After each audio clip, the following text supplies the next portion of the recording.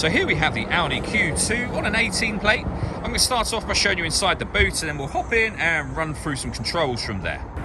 As we approach the back of the car, you'll see we have reversing sensors, plenty of boot space as well, along with that 60/40 split folding rear seat should you wish to increase this space even further. Okay, now that we're inside the car, we're going to start with the dials. On the left-hand side with the rev counter, and on the right-hand side the speedometer and fuel gauge. In the middle, you'll be able to see that there's a digital readout for the speedometer. Below that, you can change the information displayed there using controls on the steering wheel for various bits of trip computer and car information, including the total miles for the car, which are 22,506. There are other menus available up there as well, so you can have your, as you just saw there, kind of vehicle warnings and settings, your audio menu, your telephone menu as well, and also satellite navigation at the end just there. If we back out to the steering wheel, we have the controls for what I was just doing here.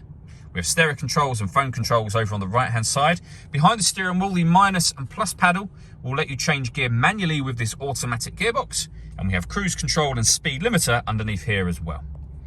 Over in the center, we have the main screen for the car. So this is where you'll access things like, for example, your radio.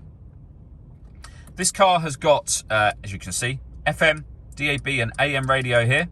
All the movement you see me making on that screen is all being done down here on this dial. You can use the collection of buttons that surround it. So for example, if I want to access my phone menu, I do that, and that is the menu that I'm now on. Otherwise, the dial can do everything. So if you want to listen to your own music, for example, you would come onto here, and you can see that we have got a CD player, SD memory card input, USB input, auxiliary input, and Bluetooth audio as well. So loads of ways to listen to your music.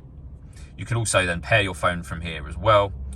Really, really easy system to use. There's a full video showing how that system works on our website and YouTube channel. Working our way down, we have these buttons here first of all. So this one turns off that screen I was just showing you. So you can see there, it's completely off. Press the button again, it will come back on.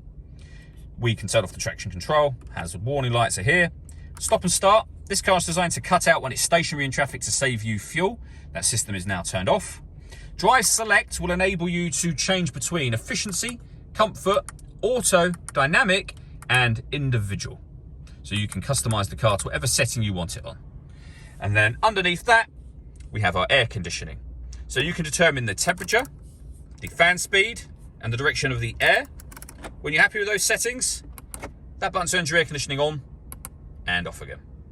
We have a 12-volt charging socket below that, and USB input, 2 cup holders, and then the gear lever for the fully automatic gearbox.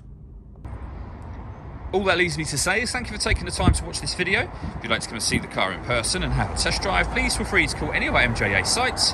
We'd love to hear from you soon.